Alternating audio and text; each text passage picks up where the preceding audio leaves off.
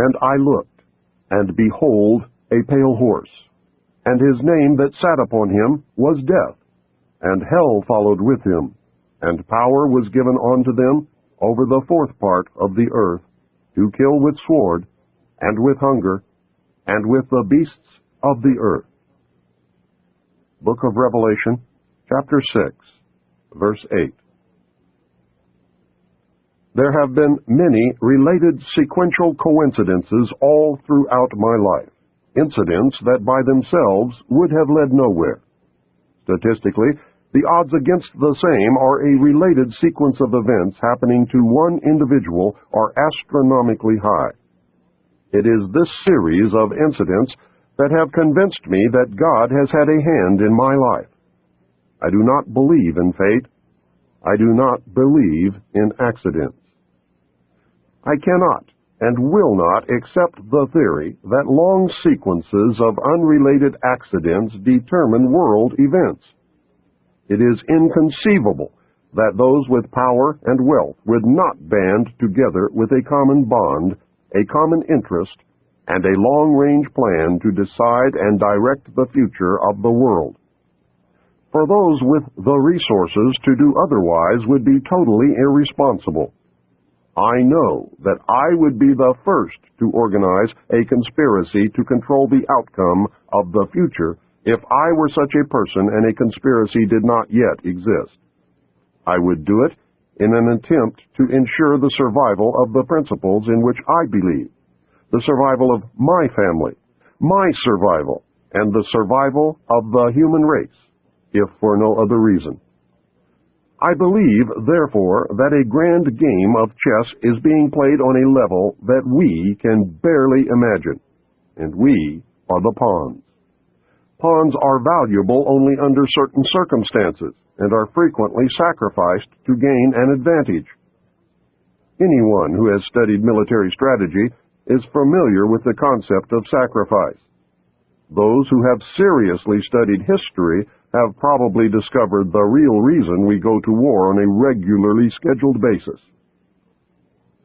My research has shown at this point that the future laid out for us may be just about impossible to change.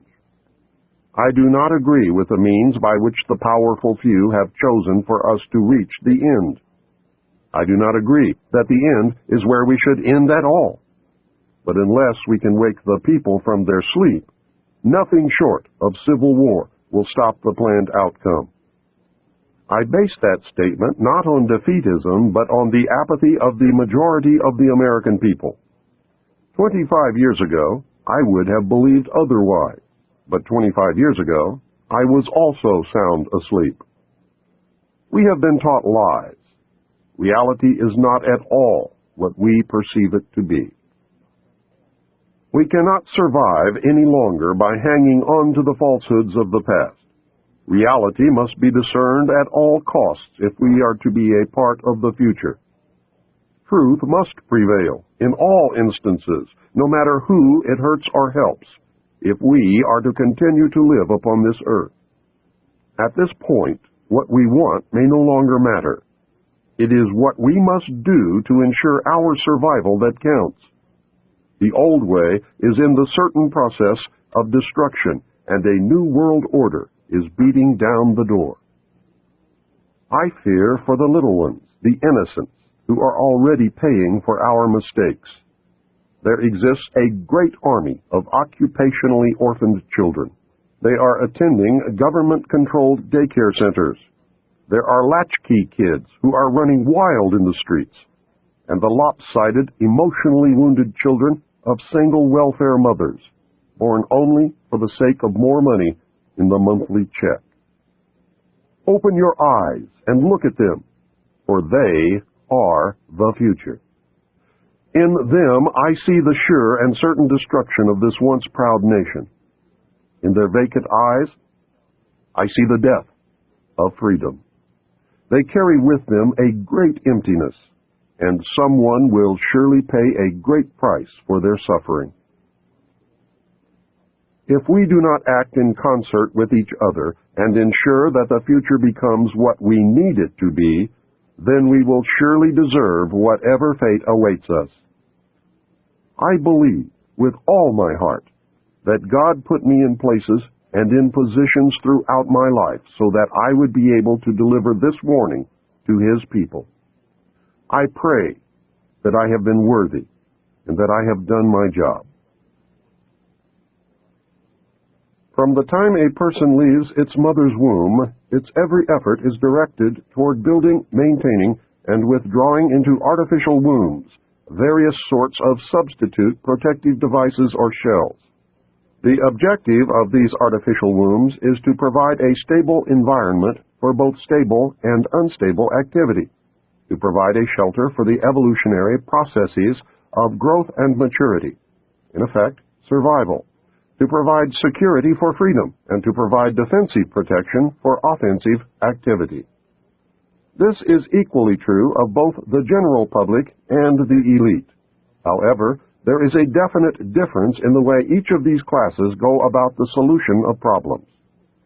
The primary reason why the individual citizens of a country create a political structure is a subconscious wish or desire to perpetuate their own dependency relationship of childhood. Simply put, they want a human God to eliminate all risk from their life, pat them on the head, kiss their bruises, put a chicken on every dinner table, clothe their bodies, tuck them into bed at night, and tell them that everything will be all right when they wake up in the morning. This public demand is incredible, so the human God, the politician, meets incredibility with incredibility by promising the world and delivering nothing. So who is the bigger liar, the public or the Godfather? This public behavior is surrender born of fear, laziness, and expediency. It is the basis of the welfare state as a strategic weapon, useful against a disgusting public.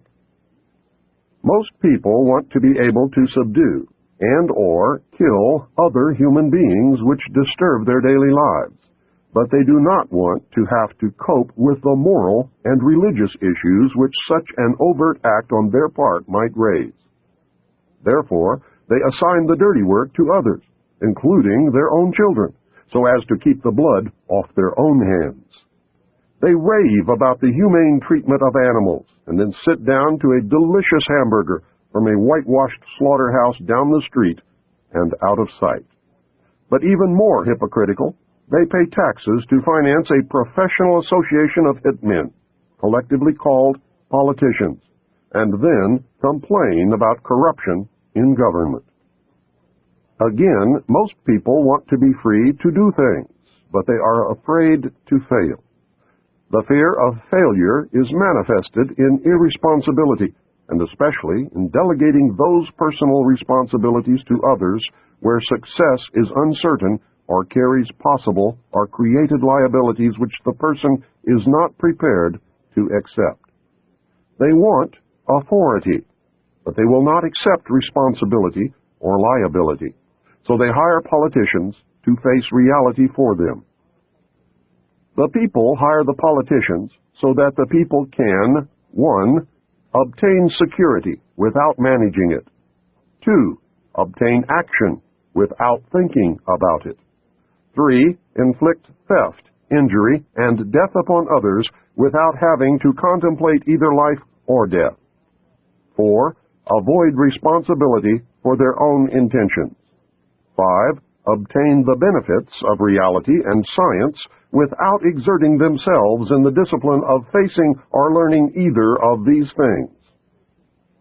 They give the politicians the power to create and manage a war machine to, 1, provide for the survival of the nation womb, 2, prevent encroachment of anything upon the nation womb, 3, destroy the enemy who threatens the nation womb, 4, destroy those citizens of their own country who do not conform for the sake of stability of the nation womb. Politicians hold many quasi-military jobs, the lowest being the police, which are soldiers, the attorneys, and the CPAs next, who are spies and saboteurs. and the judges who shout the orders and run the closed Union military shop for whatever the market will bear. The generals are industrialists. The presidential level of commander-in-chief is shared by the international bankers. The people know that they have created this farce and financed it with their own taxes, but they would rather knuckle under than be the hypocrite. Thus, a nation becomes divided into two very distinct parts, a docile subnation and a political subnation. The political subnation remains attached to the docile subnation, tolerates it, and leaches its substance until it grows strong enough to detach itself and then devour its parent. Human beings are machines, levers which may be grasped and turned, and there is little real difference between automating a society and automating a shoe factory. Factor 1. As in every social system approach, stability is achieved only by understanding and accounting for human nature. A failure to do so can be, and usually is, disastrous.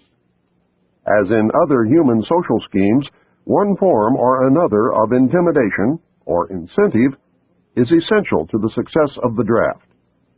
Physical principles of action and reaction must be applied to both internal and external subsystems. To secure the draft, individual brainwashing, programming, and both the family unit and the peer group must be engaged and brought under control. Factor 2. Father. The man of the household must be housebroken to ensure that Junior will grow up with the right social training and attitudes. The advertising media, etc., are engaged to see to it that father-to-be is compliant before or by the time he is married. He is taught that he either conforms to the social notch cut out for him or his sex life will be hobbled and his tender companionship will be zero. He is made to see that women demand security more than logical, principled, or honorable behavior. By the time his son must go to war, father, with jelly for a backbone, will slam a gun into Junior's hand before father will risk the censure of his peers or make a hypocrite of himself by crossing the investment he has in his own personal opinion or self-esteem. Junior will go to war, or father will be embarrassed. So Junior will go to war, the true purpose notwithstanding. Factor 3. Mother. The female element of human society is ruled by emotion first and logic second. In the battle between logic and imagination, imagination always wins. Fantasy prevails. Maternal instinct dominates, so that the child comes first and the future comes second. A woman with a newborn baby is too starry-eyed to see a wealthy man's cannon fodder or a cheap source of slave labor. A woman must, however, be conditioned to accept the transition to reality when it comes, or sooner. As the transition becomes more difficult to manage, the family unit must be carefully disintegrated, and state-controlled public education and state-operated child care centers must become more common and legally enforced so as to begin the detachment of the child from the mother and father at an earlier age. Inoculation of behavioral drugs can speed the transition for the child. Factor 4. Junior.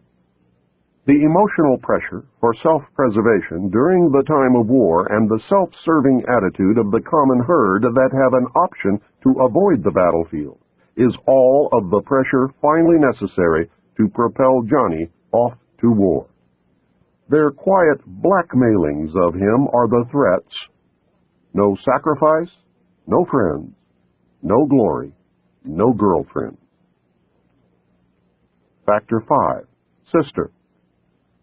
And what about Junior's sister? She is given all the good things of life by her father and taught to expect the same from her future husband regardless of the price. Factor 6. Cattle. Those who will not use their brains are no better off than those who have no brains. And so this mindless school of jellyfish, father, mother, son, and daughter, become useful beasts of burden or trainers of the same. So now you know. You can see every step that the elite have taken in their war to control this once great nation. You can see the steps that will be taken in the future. You can no longer pretend innocence. Your denial of the conspiracy will fall on deaf ears. This tape is part of the education that will give Americans the weapons needed in the coming months and years of hardship as the New World Order struggles to be born. Truths cannot be negated or shrugged away. The message is this: you must accept that you have been cattle, and the ultimate consequence of being cattle, which is slavery, or you must prepare to fight, and if necessary die to preserve your God-given right to freedom. History is replete with whispers of secret societies, accounts of elders or priests who guarded the forbidden knowledge of ancient peoples, prominent men meeting in secret who directed the course of civilization are recorded in the writings of all people. The oldest is the Brotherhood of the Snake, also called the Brotherhood of the Dragon, and it still exists under many different names. The Brotherhood of the Snake is devoted to guarding the secrets of the ages and to the recognition of Lucifer as the one and only true God. If you do not believe in God, Lucifer, or Satan, you must understand that there are great masses of people who do. I do not believe in racism, but millions do, and their beliefs and actions based upon those beliefs will affect me. It is clear that religion has always played a significant role in the course of these organizations. Communication with a higher source, often divine, is a familiar claim in all but a few. The secrets of these groups are thought to be so profound that only a chosen, well-educated few are able to understand and use them. These men use their special knowledge for the benefit of all mankind. At least, that is what they claim. But how are we to know, since their knowledge and actions have been secret? Fortunately, some of it has become public knowledge. Secret societies mirror many facets of ordinary life. There is always an exclusivity of membership, with the resultant importance attached to being or becoming a member. This is found in all human endeavors, even those which are not secret, such as football teams or country clubs. This exclusivity of membership is actually one of the secret society's most powerful weapons. There is the use of signs, passwords, and other tools.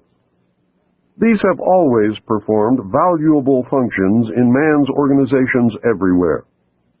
The stated reason, almost always different from the real reason for the society's existence, is important. It can be anything, but is usually fraternal and is found in all pressure groups wherever people congregate. The most potent tool of any secret society is the ritual and myth surrounding initiation. These special binding ceremonies have very deep meaning for the participants. Initiation performs several functions which make up the heart and soul of any true secret society. Like boot camp, the initiation into the armed forces, important aspects of human thought that are universally compelling are merged to train and maintain the efforts of a group of people to operate in a certain direction. Initiation bonds the members together in mysticism. Neophytes gain knowledge of a secret, giving them special status. The ancient meaning of neophyte is planted anew or reborn. A higher initiation is, in reality, a promotion inspiring loyalty and the desire to move up to the next rung. The goals of the society are reinforced, causing the initiated to act toward those goals in everyday life. That brings about a change in the political and social action of the member. The change is always in the best interest of the goals of the leaders of the secret society. The leaders are called adepts. This can best be illustrated by the soldier trained to follow orders without thinking. The result is often the wounding or death of the soldier for the realization of the commander's goal, which may or may not be good for the overall community. Initiation is a means of rewarding ambitious men who can be trusted. You will notice that the higher the degree of initiation, the fewer the members who possess the degree. This is not because the other members are not ambitious, but because a process of very careful selection is being conducted. A point is reached where no effort is good enough without a pull up by the higher members.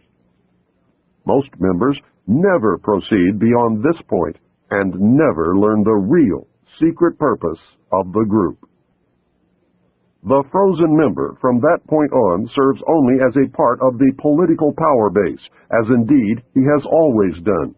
You may have guessed by now that initiation is a way to determine who can and cannot be trusted. A method of deciding exactly who is to become an adept may be decided during initiation by asking the candidate to spit upon the Christian cross. If the candidate refuses, the members congratulate him and tell him, "You have made the right choice, as a true adept would never do such a terrible thing." The newly initiated might find it disconcerting, however, that he or she never advances any higher. If instead the candidate spits upon the cross, he or she has demonstrated a knowledge of one of the mysteries and soon will find him or herself a candidate for the next higher level. The mystery is that religion is but a tool to control the masses. Knowledge or wisdom is their only God, through which man himself will become God. Man's desire to be one of the elect is something that no power on earth has been able to lessen, let alone destroy. It is one of the secrets of secret societies. It is what gives them a political base and lots of clout. Members often vote the same and give each other preference in daily business, legal, and social activities. It is the deepest desire of many to be able to say, "I belong to the elect." The first secret that one must know to even begin to understand the mysteries is that their members believe that there are but few truly mature minds in the world.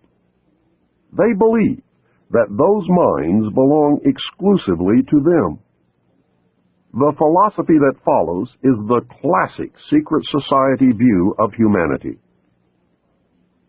When a person of strong intellect is confronted with a problem which calls for the use of reasoning faculties, they keep their poise and attempt to reach a solution by garnering facts bearing upon the question. On the other hand, those who are immature when confronted by the same problem are overwhelmed.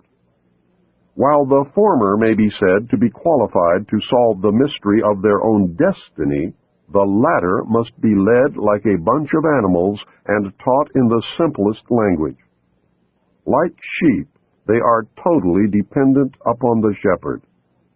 The able intellect is taught the mysteries and the esoteric spiritual truths.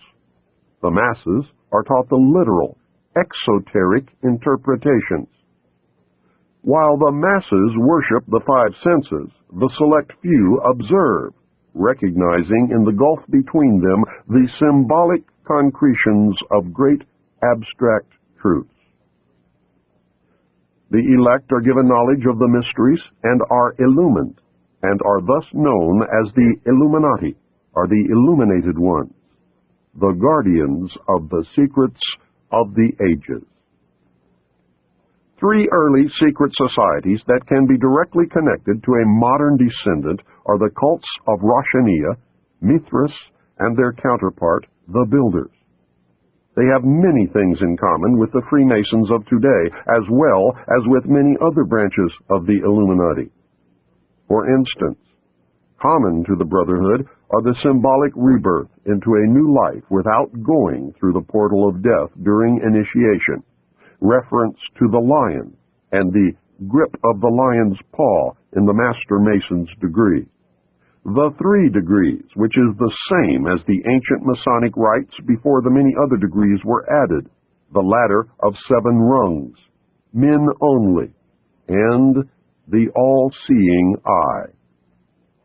Of special interest is the powerful society in Afghanistan in ancient times called the Roshaniya, Illuminated Ones. There are actually references to this mystical cult going back through history to the House of Wisdom at Cairo. The major tenets of this cult were the abolition of private property, the elimination of religion, the elimination of nation-states, the belief that illumination emanated from the Supreme Being who desired a class of perfect men and women to carry out the organization and direction of the world. Belief in a plan to reshape the social system of the world by first taking control of individual countries one by one, and the belief that after reaching the 4th degree, one could communicate directly with the unknown supervisors who had imparted knowledge to initiates throughout the ages. Wise men will again recognize the Brotherhood. Can you hear the echo of the Nazi Party, the Communist Party, the extreme right and the extreme left? The important fact to remember is that the leaders of both the right and the left are a small hardcore of men who have been and still are Illuminists or members of the Brotherhood. They may have been or may be members of the Christian or Jewish religions, but that is only to further their own ends. They are, and always have been, Luciferian and internationalist. They give allegiance to no particular nation, although they have used, on occasion, nationalism to further their causes. Their only concern is to gain greater economic and political power. The ultimate objective of the leaders of both groups is identical. They are determined to win for themselves undisputed control of the wealth, natural resources, and manpower of the entire planet. They intend to turn the world into their conception of a Luciferian totalitarian socialist state. In the process, they will eliminate all Christians, Jews, and atheists. You have just learned one, but only one, of the great mysteries. I hope to show that most modern secret societies, and especially those that practice degrees of initiation, and that is the key, are really one society with one purpose. You may call them whatever you wish: the Order of the Quest, the Jason Society, the Roshaniya, the Kabbalah, the Knights Templar, the Knights of Malta, the Knights of Columbus, the Jesuits, the Masons, the ancient and mystical order of Rosicruci, the Illuminati, the Nazi Party, the Communist Party, the executive members of the Council on Foreign Relations, the Group, the Brotherhood of the Dragon, the Rosicrucians, the Royal Institute of International Affairs, the Trilateral Commission, the Bilderberg Group, the Open Friendly Secret Society of the Vatican, the Russell Trust, the Skull and Bones, the Scroll and Key, the Order. They are all the same, and all work toward the same ultimate goal: a new world order. Many of them, however, disagree on exactly who will rule this new world order, and that is what causes them to sometimes pull in opposite directions while nevertheless proceeding toward the same goal. The Trilateral Commission is an elite group of some 300 very prominent business, political, and intellectual decision makers of Western Europe, North America, and Japan. This enterprise is a private agency that works to build up political and economic cooperation among the three regions. Its grand design, which it no longer hides, is a new world order.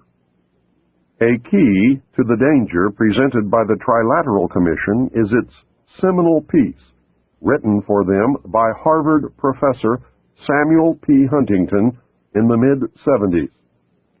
In the paper, Professor Huntington recommended that democracy and economic development be discarded as outdated ideas. He wrote the following as co-author of the book Crises in Democracy. We have come to recognize that there are potential desirable limits to economic growth. There are also potentially desirable limits to the indefinite extension of political democracy. A government which lacks authority will have little ability short of cataclysmic crises to impose on its people the sacrifices which may be necessary. Look at the Council on Foreign Relations. Many members, in fact the majority, never serve on the executive committees. They never go through any initiation of any kind. They are, in fact, the power base, and are used to gain a consensus of opinion. The majority are not really members, but are made to feel as if they are. In reality, they are being used, and are unwilling or unable to understand. The Executive Committee is an inner core of intimate associates, members of a secret society called the Order of the Quest, also known as the Jason Society, devoted to a common purpose. The members are an outer circle on whom the inner core acts by personal persuasion, patronage, and social pressure. That is how they bought Henry Kissinger. Rockefeller gave Kissinger a grant of $50,000 in the early 50s, a fortune in those days, and made dear old Henry a member of the CFR. Anyone in the outer circle who does not toe the mark is summarily expelled, and the lesson is not lost on those who remain. Do you remember the human desire to be a member of the elect? That is the principle at work. The Council on Foreign Relations has been the foremost flank of America's foreign policy establishment for more than half a century. The Council on Foreign Relations is a private organization of business executives, scholars, and political leaders that studies global problems and plays a key role in developing United States foreign policy. The CFR is one of the most powerful semi-official groups concerned with America's role in international affairs. It is controlled by an elect group of men recruited from the Skull and Bones and the Scroll and Key societies of Harvard and Yale, which are both chapters of a secret branch of the Illuminati known as Chapter 322 of the Order. The members of the Order make up the Executive Committee of the Council on Foreign Relations after undergoing initiation into the Order of the Quest, also known as the Jason Society. The Council on Foreign Relations is an offshoot sister organization to the British Royal Institute of International Affairs. Their goal is a new world order. Although it existed as a dinner club in New York, it did not take on its present power until 1921, when it merged with the Royal Institute of International Affairs and received its financial base from J.P. Morgan, the Carnegie Endowment, the Rockefeller family, and other Wall Street banking interests. The Council on Foreign Relations controls our government. Through the years, its members have infiltrated the entire executive branch, State Department, Justice Department, Central Intelligence Agency, and the top ranks of the military. Every director of the Central Intelligence Agency has been a member of the CFR. Most presidents since Roosevelt have been members. The members of the CFR dominate ownership of the press, and most, if not all, of America's top journalists are members. The CFR does not conform to government policy. The government conforms to CFR policy. The CFR is a secret society in that it forbids the taking of notes or the publishing of minutes of its meetings. Any member who divulges the subject or any part of any conversation or talk that took place during a meeting is terminated. The goal of the Council on Foreign Relations is a new world order. Remember, never worship a leader. If you worship a leader, you then no longer have the ability to recognize when you have been deceived. The most powerful secret organization in the world is the Bilderberg Group, organized in 1952 and named after the hotel where its first meeting took place in 1954. The man who organized the Bilderberg Group, Prince Bernhard of the Netherlands, has the power to veto the Vatican's choice of any pope it selects. Prince Bernhard has this veto power because his family, the Habsburgs, are descended from the Roman emperors. Prince Bernhard is the leader of the Black families. He claims descent from the house of David and thus can truly say that he is related to Jesus. Prince Bernhard, with the help of the CIA, brought the hidden ruling body of the Illuminati into public knowledge as the Bilderberg Group. This is the official alliance that makes up the world governing body. The core of the organization is 3 committees made up of 13 members each. Thus, the heart of the Bilderberg Group consists of 39 total members of the Illuminati.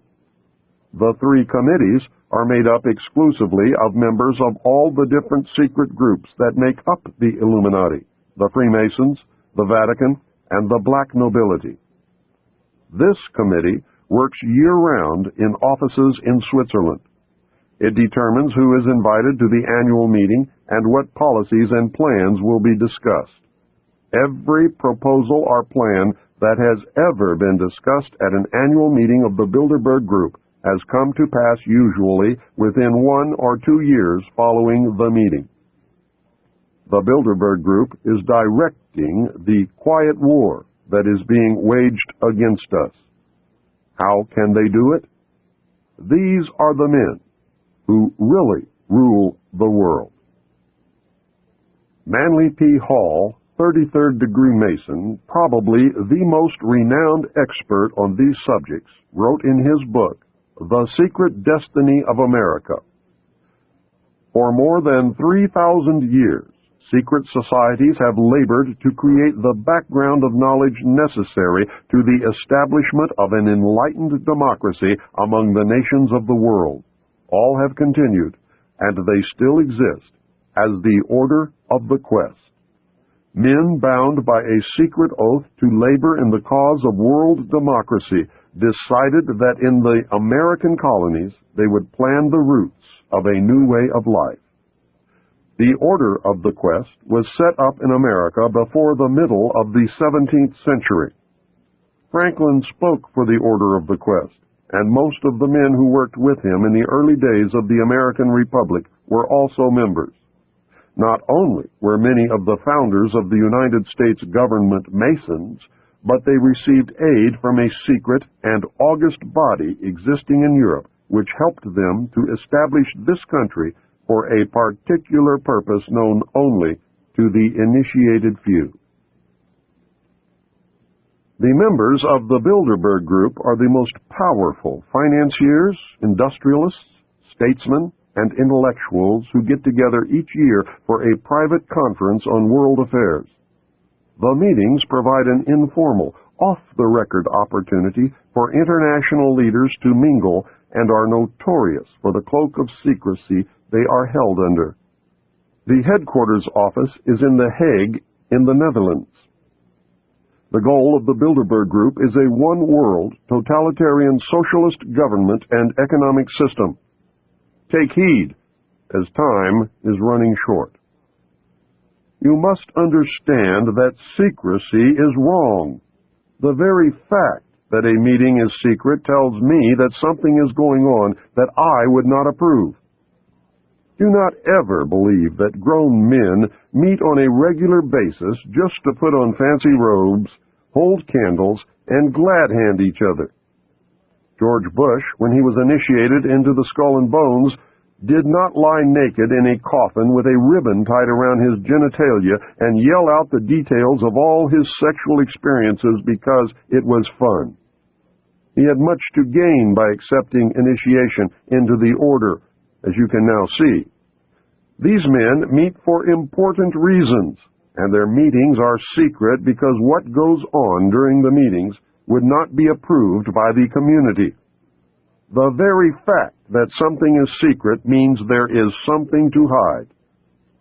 John Robison wrote Proofs of a Conspiracy in 1798, and I believe he said it best in the following passage. Nothing is so dangerous as a mystic association, the object remaining a secret in the hands of the managers, the rest simply put a ring in their own noses, by which they may be led about at pleasure, and still panting after the secret, they are the better pleased the less they see of their way. A mystical object enables the leader to shift his ground as he pleases, and to accommodate himself to every current fashion or prejudice. This again gives him almost unlimited power, for he can make use of these prejudices to lead men by troops. He finds them already associated by their prejudices and waiting for a leader to concentrate their strength and set them in motion.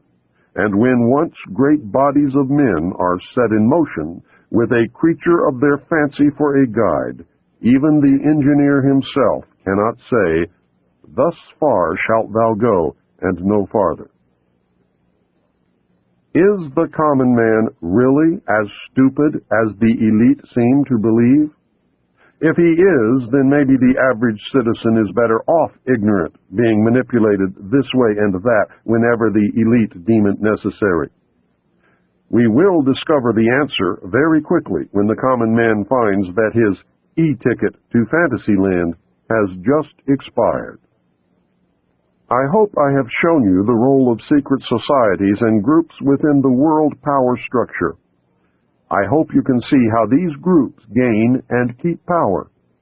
You should have some understanding of how, operating in secrecy and infiltrating every level of government and vital industry, including the press, the elect manipulate the people and nations of the world toward any direction desired. I hope you caught on to the fact that the secret power structure is toward a totalitarian socialist state or fascism. It is not the Nazis, as they were a product of this power structure. It is not the Jews, although some very wealthy Jews are involved. It is not the communists, as they fit the same category as the Nazis. It is not the bankers, but they do play an important role. I also hope that you are beginning to look inside yourself to see if their reality fits. Are you getting the message? When our forefathers wrote the Constitution of these United States, they provided safeguards against despotism by providing a balance of power. The Constitution was set up to provide clear divisions of legislative, judicial, and executive powers. It was believed that this system would ensure that if one branch got out of hand, the other two would act to keep the one in check. This balance of power was predicated upon the assumption that none of the three branches could or would infringe upon the power of the others. The Constitution is clear on the functions of each of the branches. The legislative will make the laws. The judicial will interpret the law. The executive will decide policy and enforce the law. This, of course, is the simplest of explanations, but this is not a textbook on government. My intent is to acquaint you with simple basics of the balance of power so that you can then understand how it has been subverted. The legislature, made up of Congress in the form of the House and Senate, is required to publish the laws that are made, and this is done in the Congressional Record and the Federal Register. Pending or past legislation can be obtained by citizens through their congressmen or from the government printing office. Citizens cannot be held responsible for the law if it is not made available to them. It is paradoxical that the government body most representative of the American citizen is the one that has been the most easily subverted. Through political action committees, payoffs, pork barrel politics, professional politicians, congressmen who are members of secret societies, and through greed and fear, our representatives and senators quit representing us long ago. Congress has tremendous powers, but fails in most cases to exercise even a token amount. How is it that our legislature has allowed and at times encouraged the executive branch to write law? You probably did not know that the President and others in the executive branch of the government can and do write law. This is done in the form of presidential executive orders, National Security Council memos, National Security Decision directives, and National Security directives. NSC memos were broad policy papers in the days after passage of the National Security Act. NSC memos became narrower and more specific over the years, and the name has varied. Under Kennedy, they were called National Security Action Memorandums. President Bush changed the name to National Security Directives. There is a tremendous difference between presidential executive orders, NSC memos, and National Security Decision directives. Presidential executive orders are listed in the Federal Register, or presidential findings which are made known to the House and Senate Intelligence Committees. The most important difference between the presidential executive orders and all of the others, no matter what they are called, is that the others do not have to be reported, reviewed, made available to anyone, or even acknowledged that they exist. There is no oversight whatsoever that could maintain a check on the legality of these national security directives. The President and others within the executive branch have used these super-secret directives to skirt the balance of power and write law without anyone's knowledge. Justification of the President's power to write law through executive orders stems from the failure of the government to rescind the declaration of martial law during the Civil War. In effect, the United States has been under martial law ever since Lincoln's administration. These NSDs are powerful, hidden, and dangerous tools. They were prolific during the Reagan administration. Over 300 were written, with no more than 50 ever leaking out to undergo public scrutiny. Yet, most Americans have never heard of these subversive weapons. They are being used to destroy our Constitution. I believe that everyone should know about this corruption of government. Congress has turned a blind eye to these abuses of executive power. At 3:30 a.m., Saturday, August 4, 1990, the Senate made it even easier for the executive branch to subvert the Constitution and may have made George Bush the first American king. At that time, on that day, a minority of United States senators, maybe 10 at the most, passed Senate Intelligence Authorization Act for fiscal year 1991. The bill was fraudulently introduced as a reform to prevent future incidents of the abuses brought to light during the Iran-Contra scandal. Instead of preventing future abuses, however, it virtually authorizes essentially every abuse. The bill was carefully brought to a vote by Senator Sam Nunn in the dead of night when the opposition was gone. It effectively transfers most authority over the United States government directly into the hands of the President and thus directly into the hands of the secret government. The President, was given the power to initiate war, appropriate public funds, define foreign policy goals, and decide what is important to our national security. In Oversight of Intelligence Activities, Title VII, Senate Bill 2834 authorizes the following. Gives the President power to initiate covert actions. This has never before been given to the President. Prevents Congress from stopping the President's initiation of covert actions. Allows the President to use any federal departments, agencies, or entities to operate or finance a covert operation. Empowers the President to use any other nation or private contractor or person to fund or operate a covert action. Redefines covert actions as operations necessary to support foreign policy objectives of the United States, a definition that is so vague and broad as to be essentially unlimited. For the first time, officially claims the right of the United States to secretly interfere in the internal, political, economic, or military affairs of other countries in direct and flagrant violation of international law. Requires that the President prepare and deliver a written finding to the intelligence committees of the Congress, but allows the President to omit extremely sensitive matters and authorizes the President to claim executive privilege if Congress asks too many questions. There are no penalties in the bill for violating any of its provisions, including the provision requiring a finding. Why should there be? This bill has literally handed the power of all the branches of government to the President on a silver platter.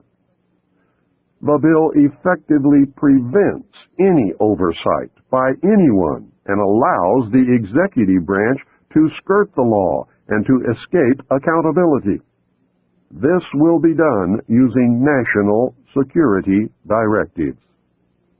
Either National Security Decision Directive 138 or a subsequent NSD directive on terrorism authorized the training of 3 Lebanese units for preemptive strikes. When problems arose, Director of Central Intelligence William Casey took that operation off the books and enlisted Saudi Arabian help in an attempt to assassinate the head of Hezbollah. A resulting car bombing killed about 80 in Beirut. Sheikh Fadlallah, the target, was unhurt. The United States military, along with civilian law enforcement teams, conducted joint anti-terrorist training across America. To allay public fears, the participants wore civilian clothing. NSD directives have become the de facto legislative vehicle of the national security state. It has become known through the research of Susan Fitzgerald, a research consultant at the Fund for Constitutional Government in Washington who has collected declassified NSD directives, that many were released without the White House letterhead at the top of the page and without the President's signature at the bottom.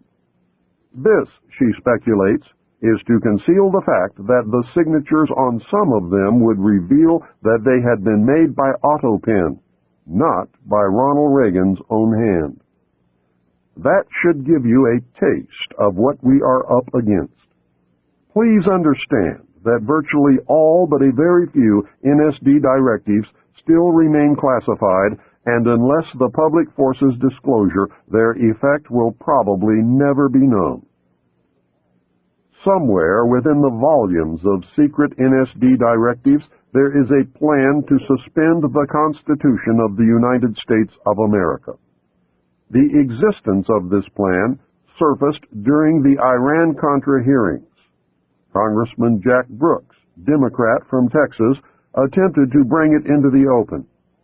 When he asked Colonel Oliver North directly if North had ever helped draft a plan to suspend the Constitution, Brooks was silenced by the committee chairman, Senator Daniel K. Inouye, Democrat from Hawaii.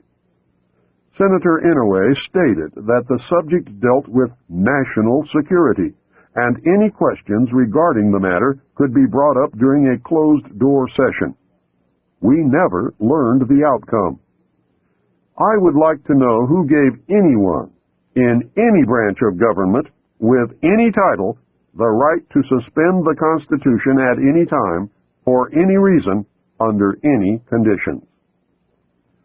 I believe the plan to suspend the Constitution is directly tied to the underground facility called Mount Weather and to the Federal Emergency Management Agency known as FEMA.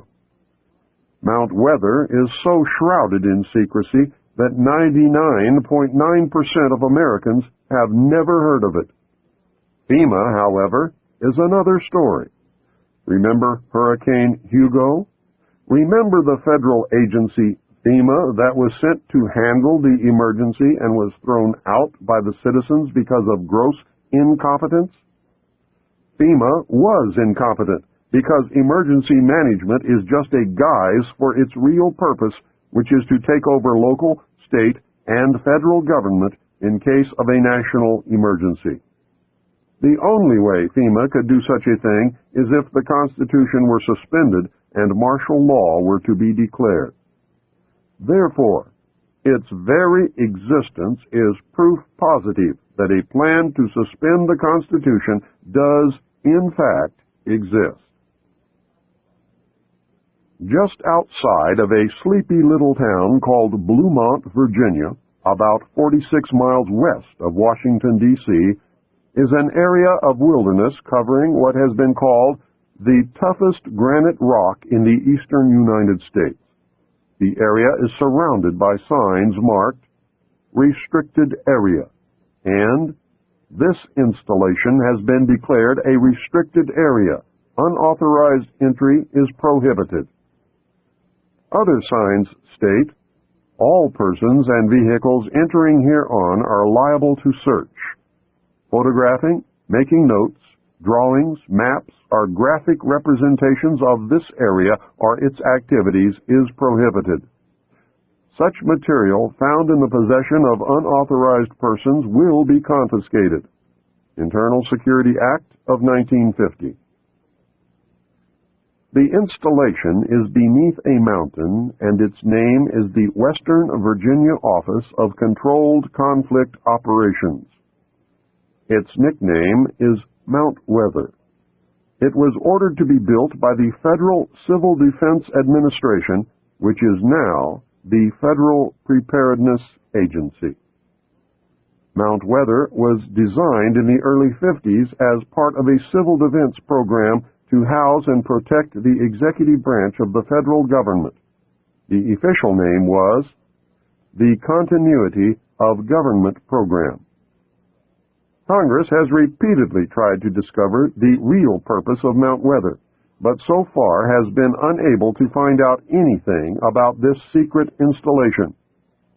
Retired Air Force General Leslie W. Bray, director of the Federal Preparedness Agency, told the Senate Subcommittee on Constitutional Rights in September 1975, I am not at liberty to describe precisely what is the role and the mission and the capability that we have at Mount Weather or at any other precise location.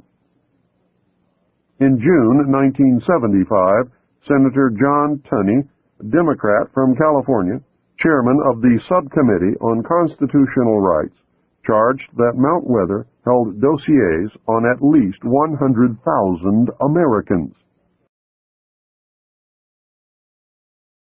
He later alleged that the Mount Weather computers described as the best in the world can obtain millions of pieces of additional information on the personal lives of American citizens simply by tapping the data stored at any of the other 96 federal relocation centers. I know from my stint with the Office of Naval Intelligence that these dossiers consist of information collected about American patriots, men and women who are most likely to resist the destruction of our Constitution and the formation of the totalitarian police state under the New World Order. The Patriot Data Bank is constantly updated so that when the appointed hour arrives, all patriots can be rounded up with little, if any, effort. The plan calls for this to be accomplished in the dead of night on a national holiday.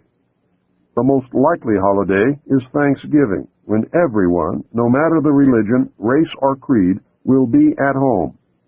The targets will be ripe for the picking after a heavy meal, maybe some alcoholic beverages, and during a deep sleep. There is a traitor in the Patriot movement who provides the secret government with accurate names and addresses of patriots who will fight to protect and defend the Constitution.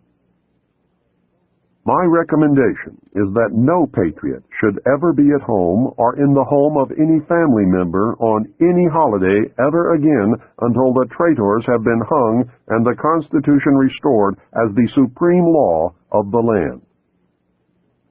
Some sources state that Mount Weather is virtually an underground city, complete with dormitories, private apartments, streets, sidewalks, cafeterias, hospitals, water purification systems, power plant, office buildings, a lake fed by fresh water from underground springs, a mass transit system, and many other astounding things. Several disturbing facts emerge when one researches Mount Weather. One is the conclusion that a complete parallel government exists at the site.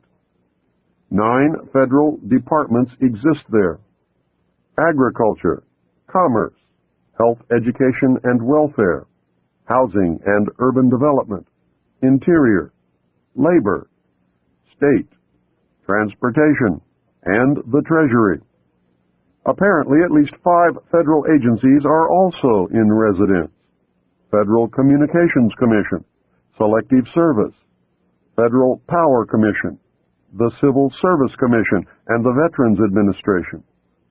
2 privately owned corporations have offices at Mount Weather: the Federal Reserve and the United States Post Office. There is also an office of the Presidency. What makes all this upsetting is that there is a president and a complete set of cabinet officers in residence at Mount Weather.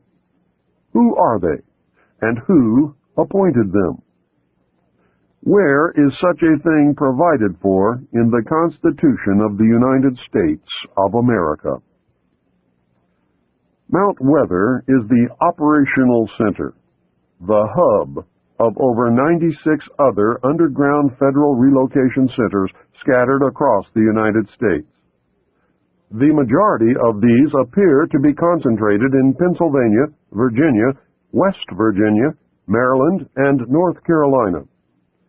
Each of these facilities contains computer databanks holding information, not on enemy agents, Soviet diplomats, or suspected terrorists, but on American citizens, patriots. A list of other files kept at the facilities was furnished to the Subcommittee on Constitutional Rights in 1975.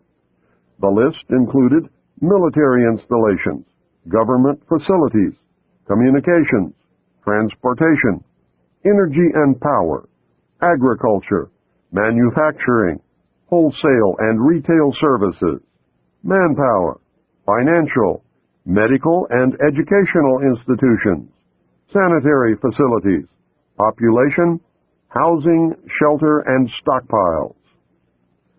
The committee concluded that these databases operate with few, if any, safeguards or guidelines.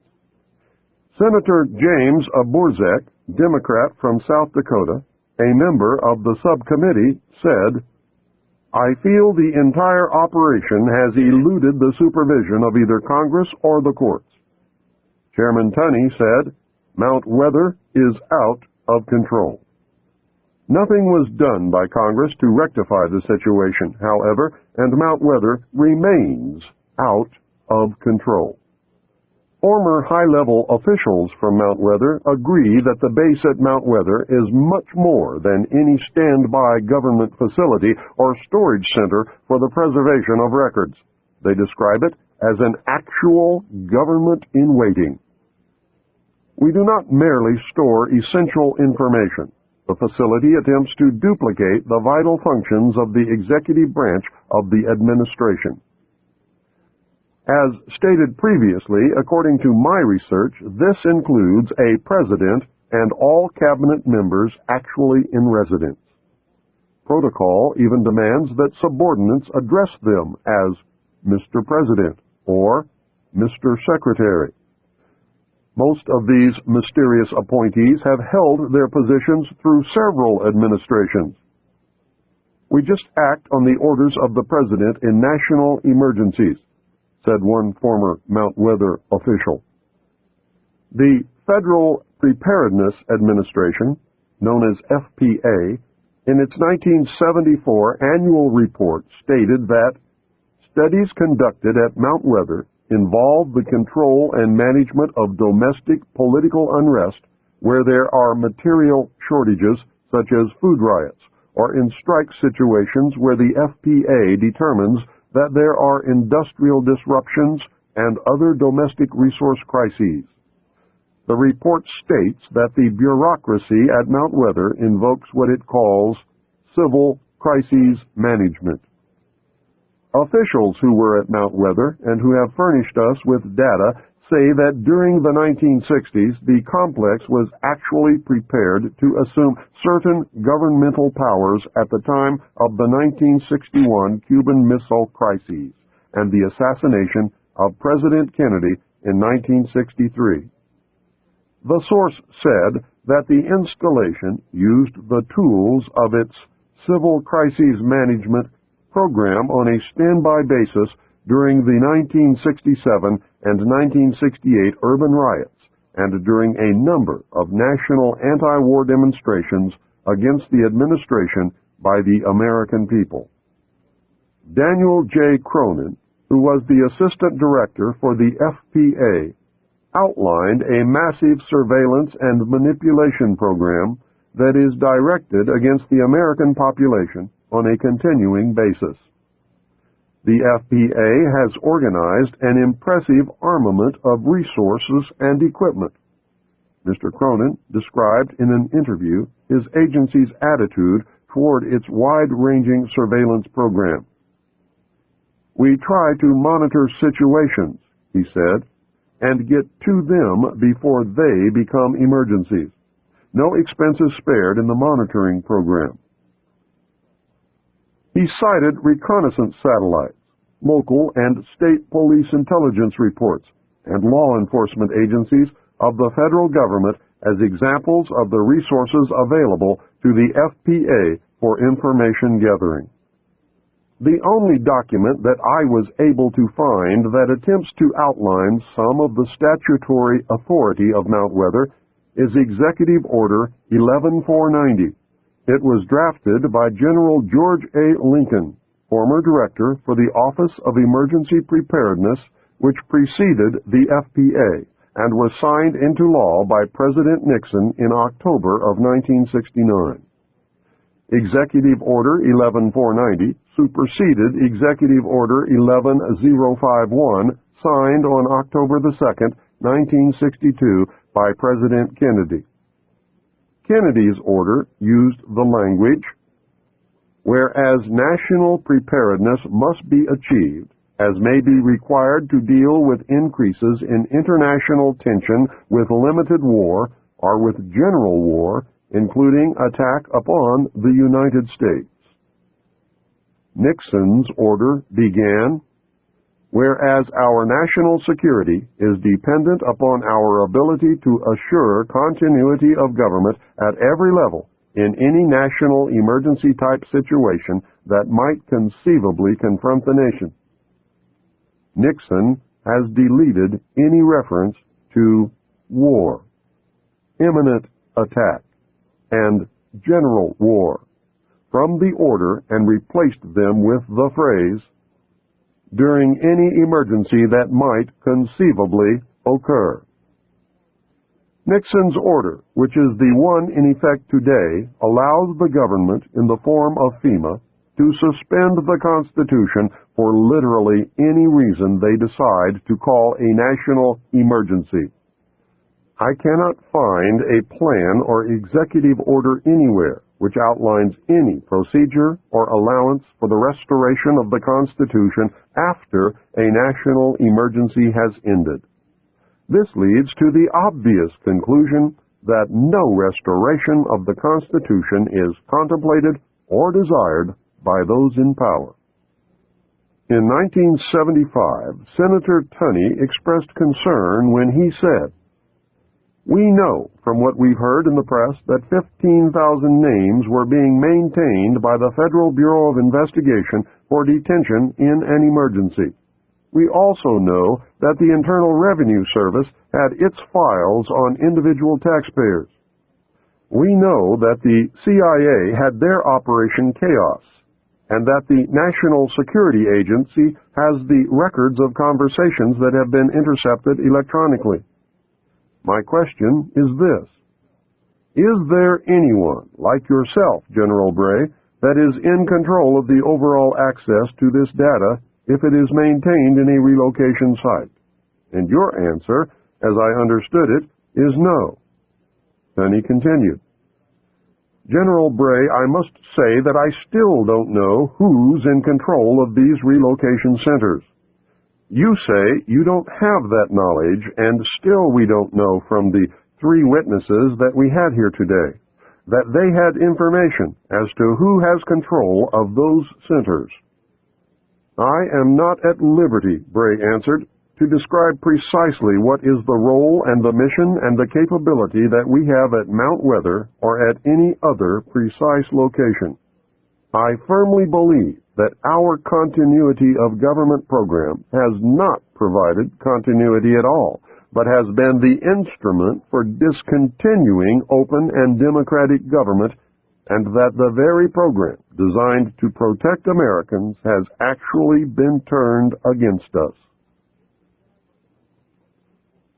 There's a guy by the name of Buster Horton. He's a member of FEMA, and he's a member of the Interdepartmental Unit, which is empowered in the event of a national security emergency to become the unelected national government, a sort of FEMA secret government, so to speak. A pretext for invoking those emergency measures can be found almost daily in the newspapers. It can be anything from the suspension of debt payments by the high bureaus of American countries to mass runs on United States commercial banks. And that's an issue, by the way, that was being handled personally by the National Security Council and Brent Scowcroft. To food shortages, to the drug war.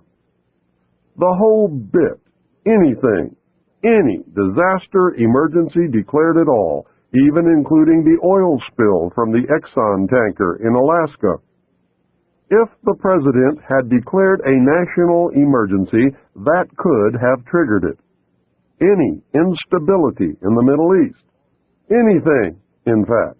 And they've already tested their capabilities in April 1984 with Rex 84A, and that was designed to test the readiness of the United States civilian and military agencies to respond to serious national security crises. Now, the executive order that will implement this, the Executive Order 11051, details responsibilities to the Office of Emergency Planning, or FEMA. It gives authorization to put all executive orders into effect in times of national emergency declared by the President, increased international tension, or economical or financial crises. Note that it covers domestic crises but does not even mention war or nuclear attack. Now, the only thing that has to happen for FEMA to be able to implement all the executive orders, emergency executive orders, is for the President to declare a national emergency of any type, as long as it's a national emergency. Executive Order 10995 provides for the takeover of the communications media. Executive Order 10997 provides for the takeover of all electric, power, petroleum, gas, fuels, and minerals. Executive Order 10988 provides for the takeover of food resources and farms. Executive Order 10999 provides for the takeover of all modes of transportation, control of highways, seaports, and etc. Executive Order 11,000 provides for mobilization of all civilians into work brigades under the government supervision. Executive Order 11001 provides for governmental takeover of all health, education, and welfare functions. Executive Order 11002 designates the Postmaster General to operate a national registration of all persons.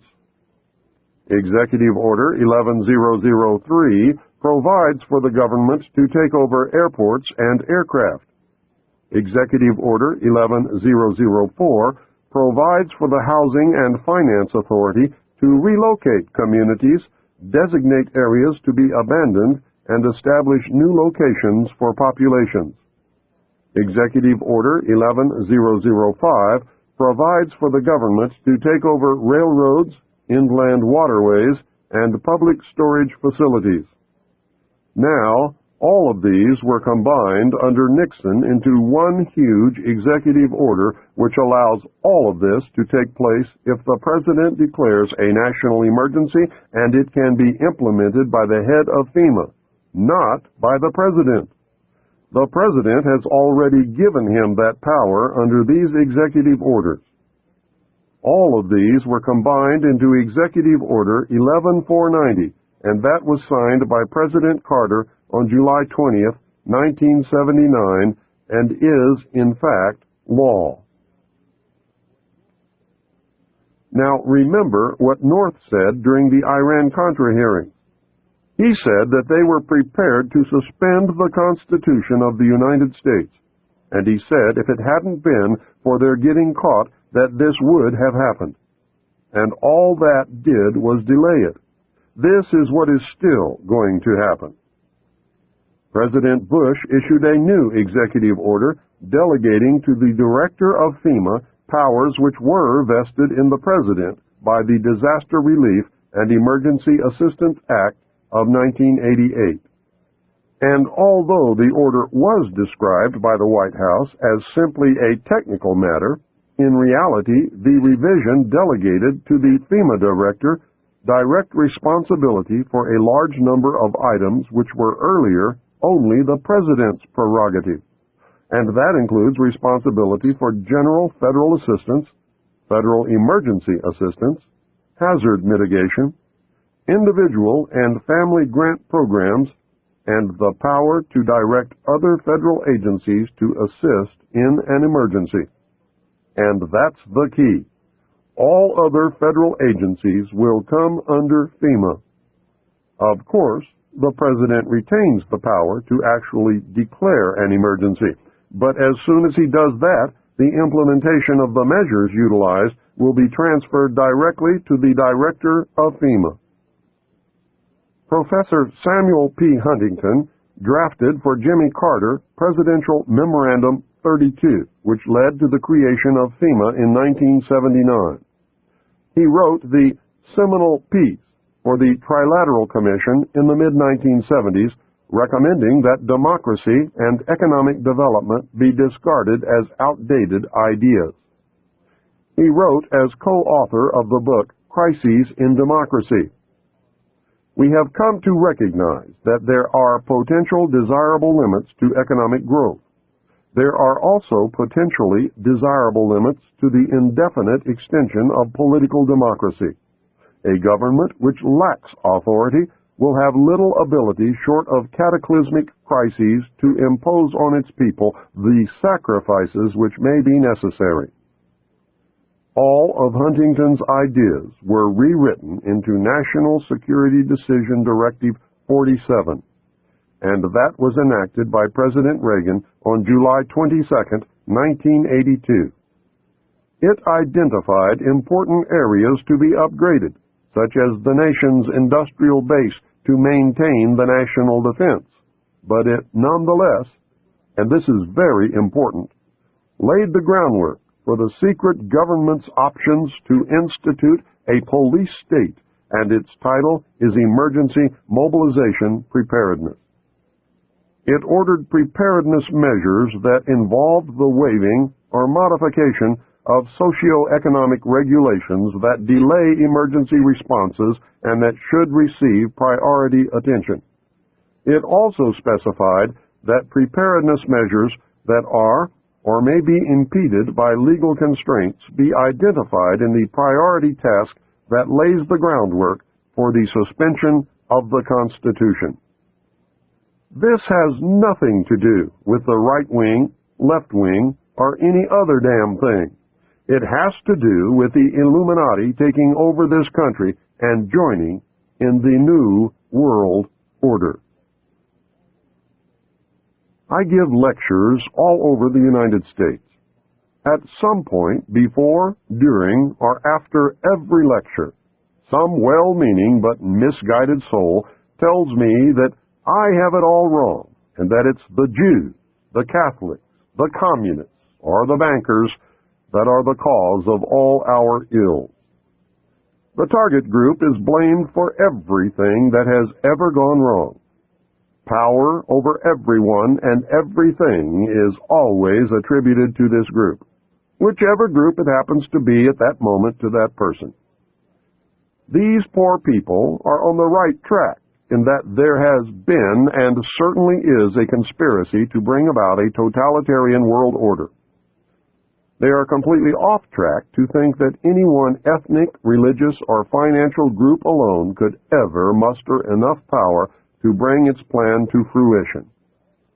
One group, you see, would always be opposed by all of the other special interest groups that exist and have always existed throughout history. That is, unless they were all really the same group, the Illuminati, or for some reason they became unified, the Bilderberg Group. The one-group scenario, except for the Illuminati, has been used effectively to divert your attention away from the truth. It has caused you to fight each other in a manipulation that always leads the real conspiracy closer to its ultimate goal, a new world order. Following World War II, something happened that was to have tremendous significance for the future of all mankind. The intellectuals took note of this happening and brought it to the attention of the world power elite.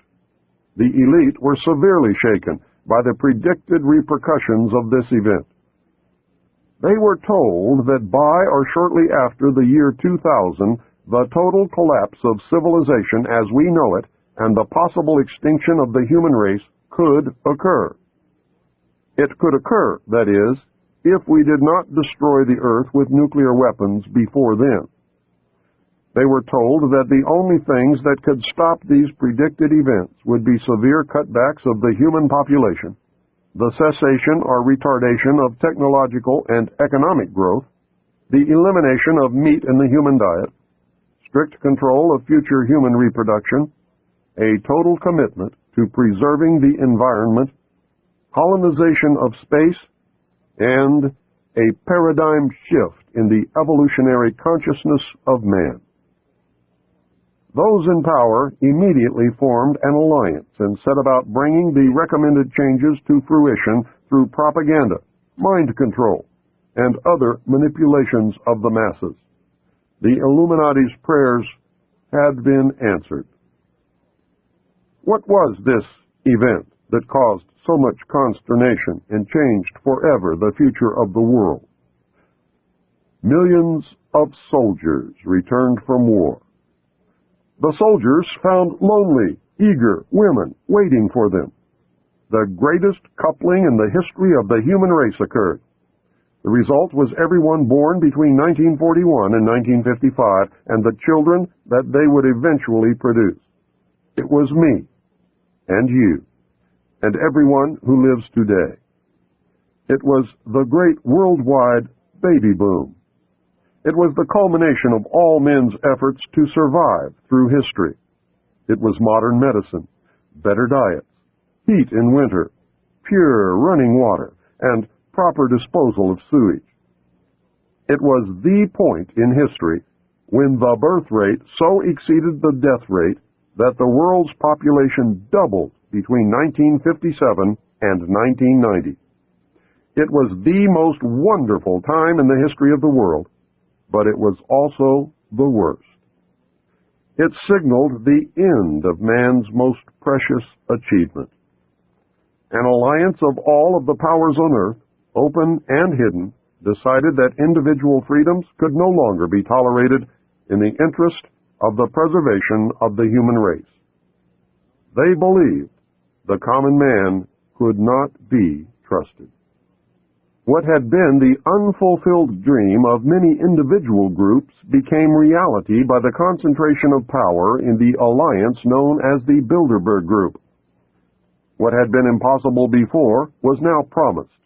The new world order that so many had envisioned was now a certainty.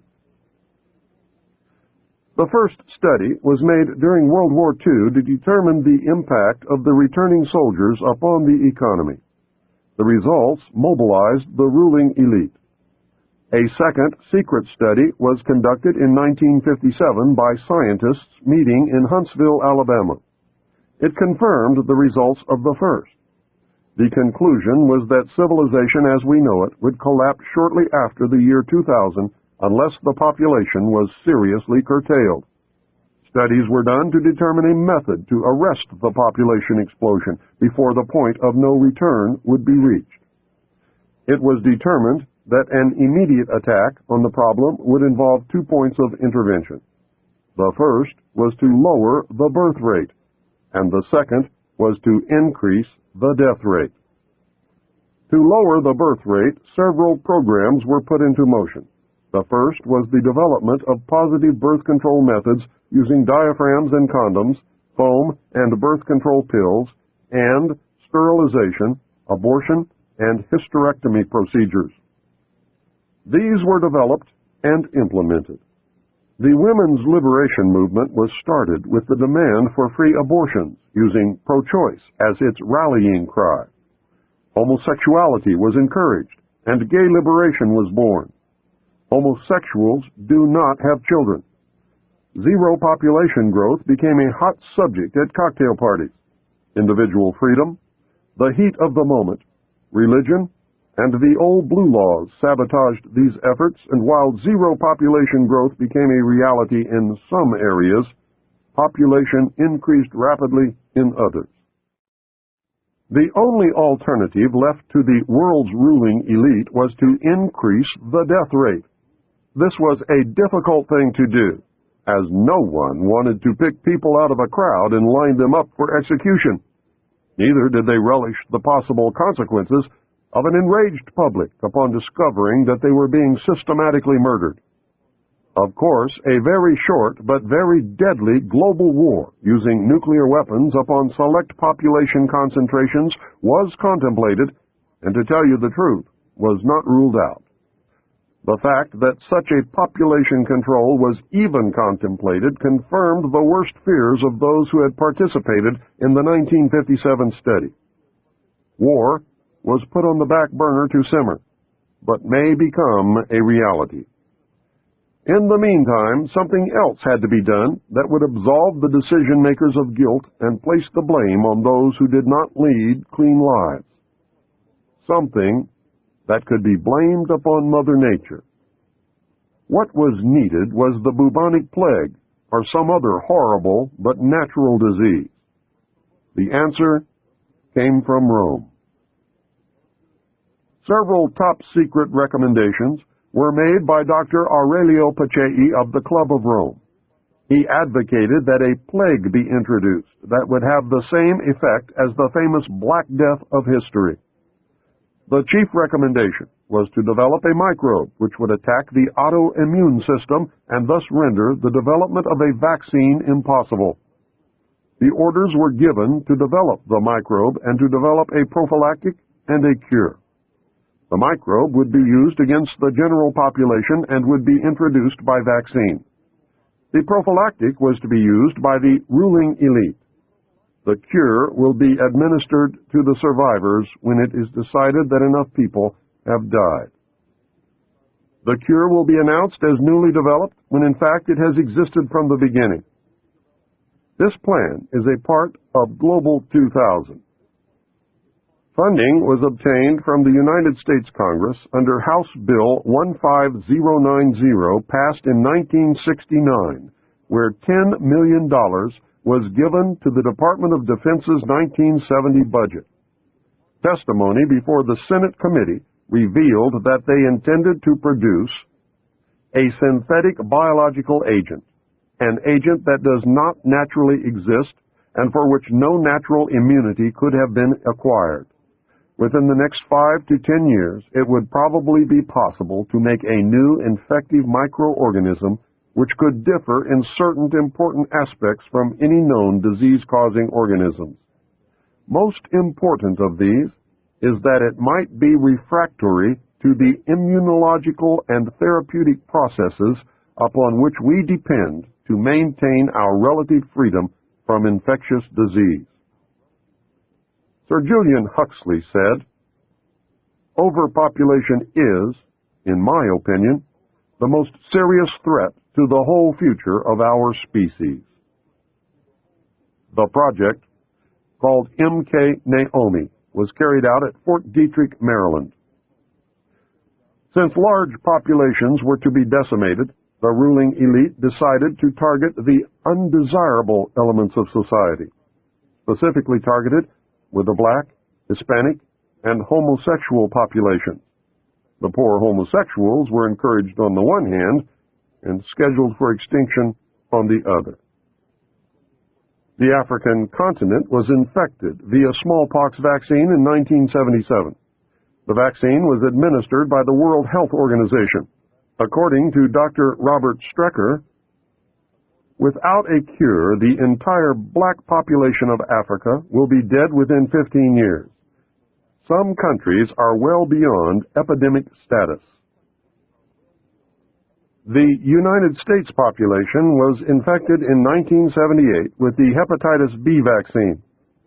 Dr. Wolf Zmunis, the ex-roommate of Pope John Paul II, was the mastermind behind the November 78 to October 79 and March 80 to October 81 experimental hepatitis B vaccine trials conducted by the Centers for Disease Control in New York, San Francisco, and 4 other American cities. He loosed the plague of AIDS upon the American people. The gay population was infected. The ads for participants specifically asked for promiscuous homosexual male volunteers. Whatever causes AIDS was in the vaccine. The vaccine was manufactured and bottled in Phoenix, Arizona. Many other population controls have been promulgated. The reduction of the world's population to workable levels has been virtually assured. It is only a matter of time. The problem will be to curtail further human reproduction beyond approved levels.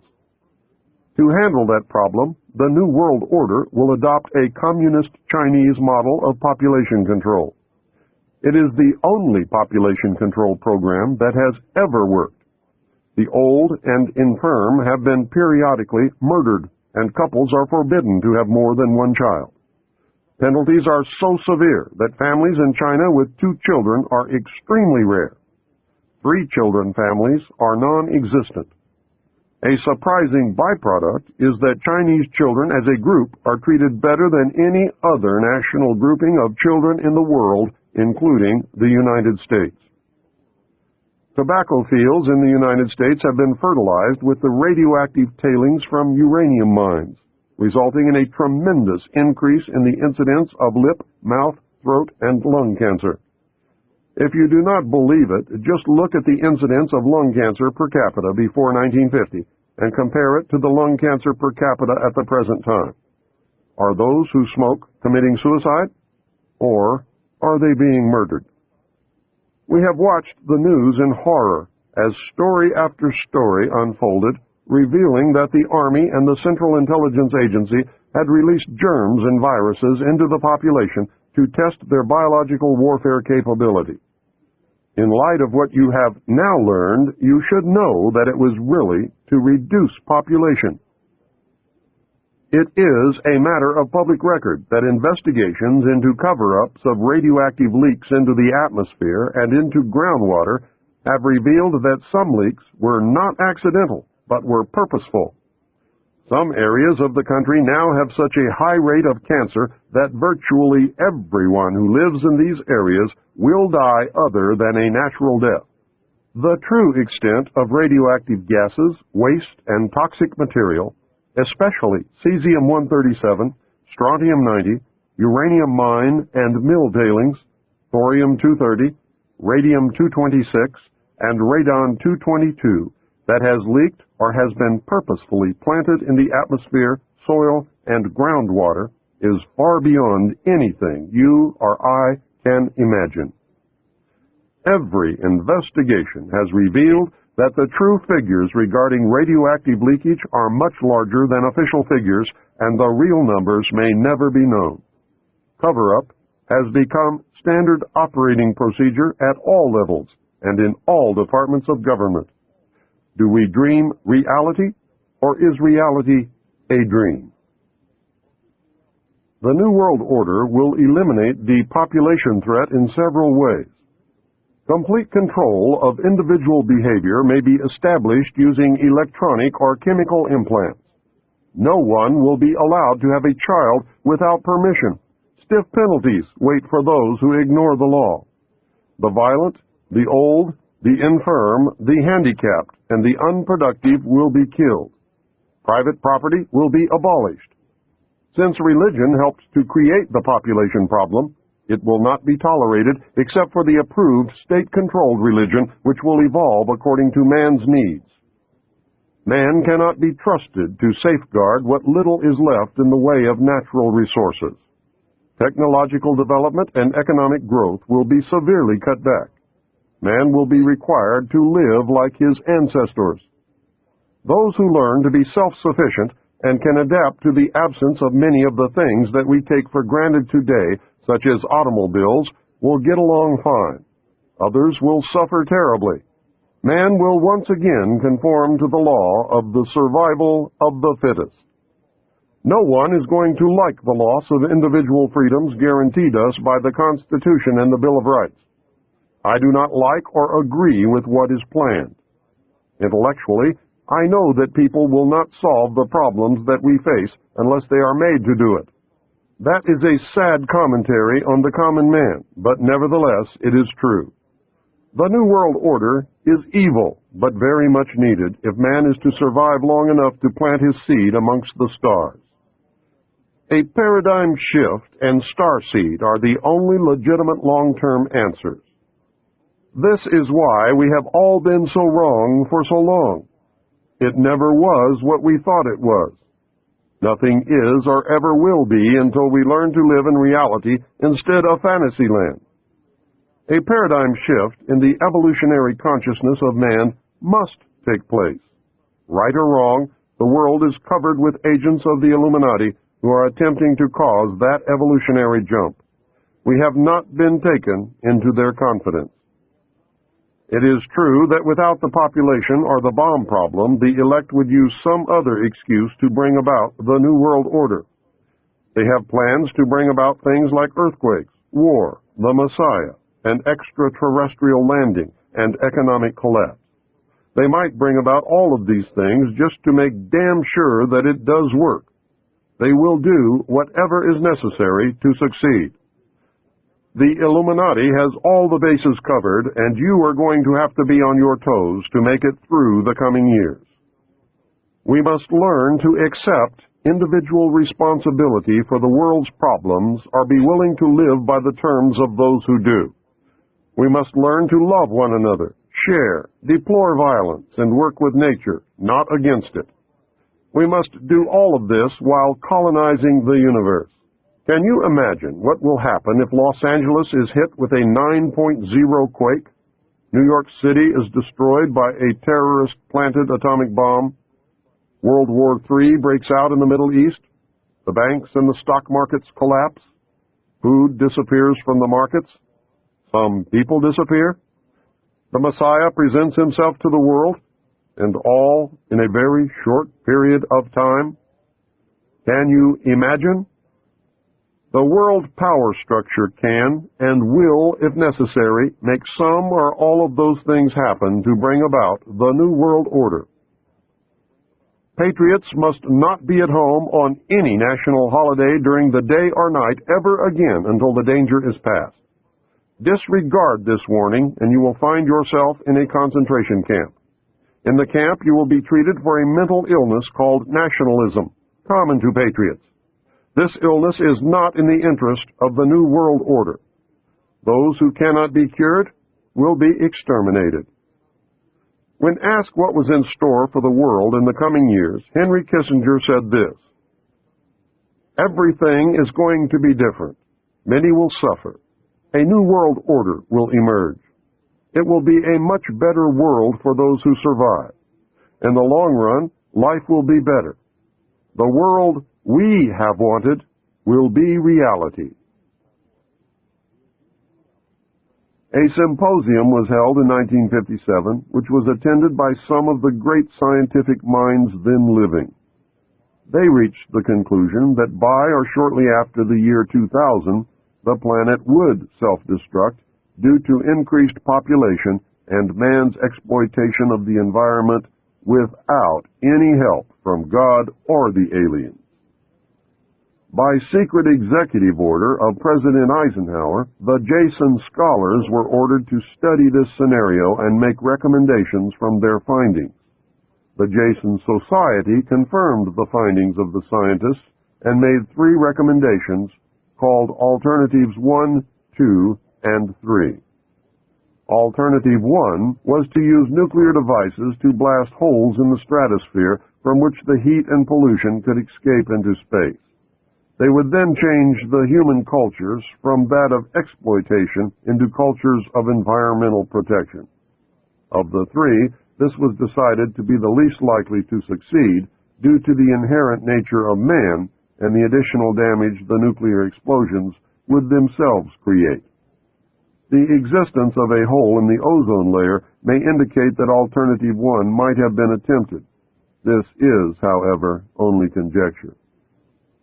Alternative 2 was to build a vast network of underground cities and tunnels in which a select representation of all cultures and occupations could survive and carry on the human race.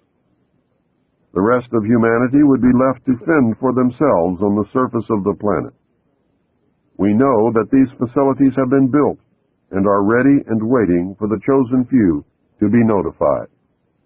Alternative 3 was to exploit the alien and conventional technology in order for a select few to leave the Earth and establish colonies in outer space.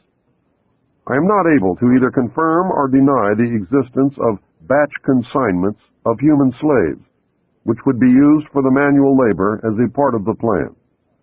The Moon, codenamed Adam, was the object of primary interest, followed by the planet Mars, codenamed Eve.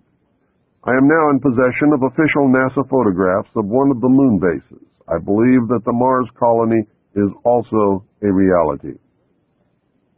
As a delaying action, all 3 alternatives included birth control, sterilization, and the introduction of deadly microbes to control or slow the growth of the Earth's population.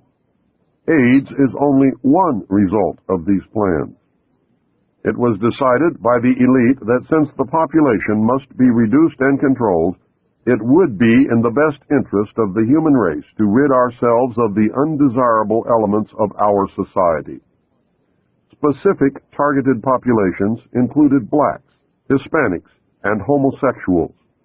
The joint United States and Soviet leadership dismissed Alternative 1, but ordered work to begin on Alternatives 2 and 3 virtually at the same time. In 1959, the RAND Corporation hosted a deep underground construction symposium. In the symposium report, Machines are pictured and described which could bore a tunnel 45 feet in diameter at the rate of 5 feet per hour in 1959. It also displays pictures of huge tunnels and underground vaults containing what appeared to be complex facilities and possibly even cities.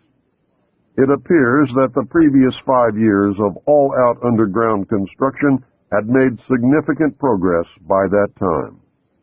For many years, the secret government has been importing drugs and selling them to the people, mainly the poor and minorities. Social welfare programs were put into place to create a dependent, non-working element in our society. The government then began to remove these programs to force people into a criminal class that did not exist in the 50s and 60s.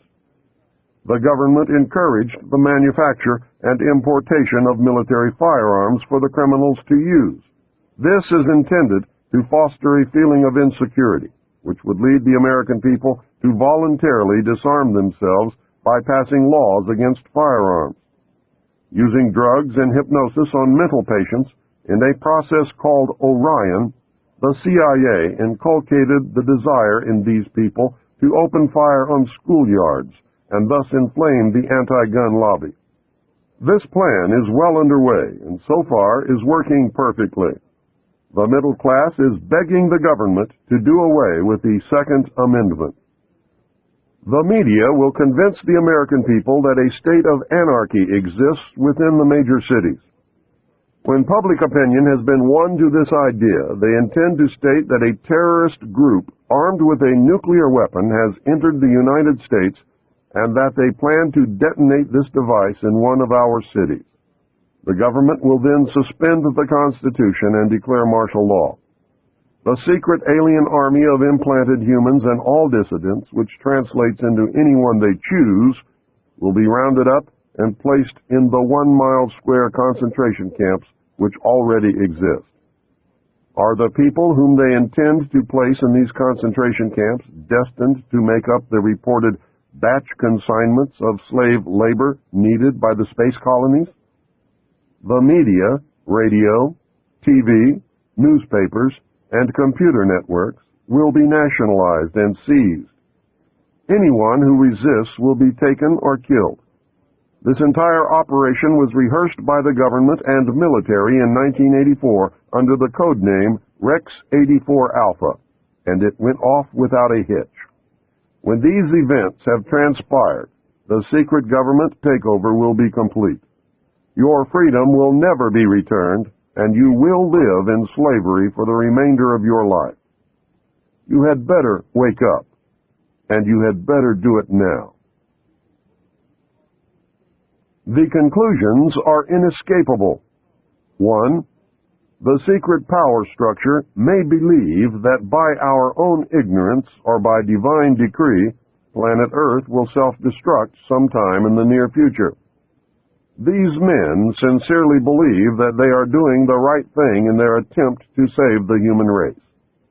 It is terribly ironic that they have been forced to take as their partner an alien race which is itself engaged in a monumental struggle for survival.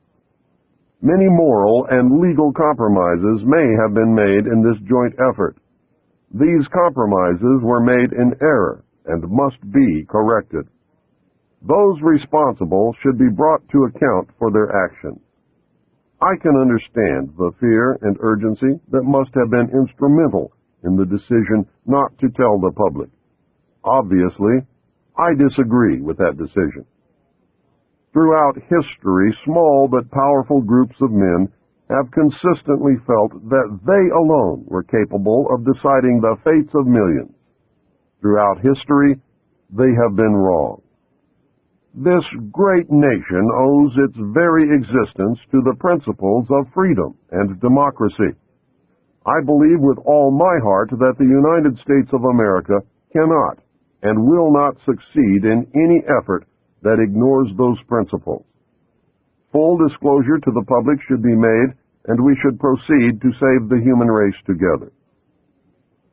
Through ignorance or misplaced trust, We as a people have abdicated our role as the watchdog of our government. Our government was founded of the people, for the people, by the people. There was no mention or intent ever to abdicate our role and place our total trust in a handful of men who meet secretly to decide our fate. In fact, the structure of our government was designed to prevent that from ever happening. If we had done our jobs as citizens, we would never have reached this point. Most of us are completely ignorant as to even the most basic functions of our government. We have truly become a nation of sheep. And sheep are always eventually led to slaughter. It is time to stand up in the manner of our forefathers and walk like men. You must understand that, real or not, the purported presence of aliens have been used to neutralize certain widely different segments of the population. Don't worry, the benevolent Space Brothers will save you. It can also be used to fill the need for an extraterrestrial threat to justify the formation of a new world order. The aliens are eating us. The most important information that you need to determine your future actions is that this new world order calls for the destruction of the sovereignty of nations, including the United States.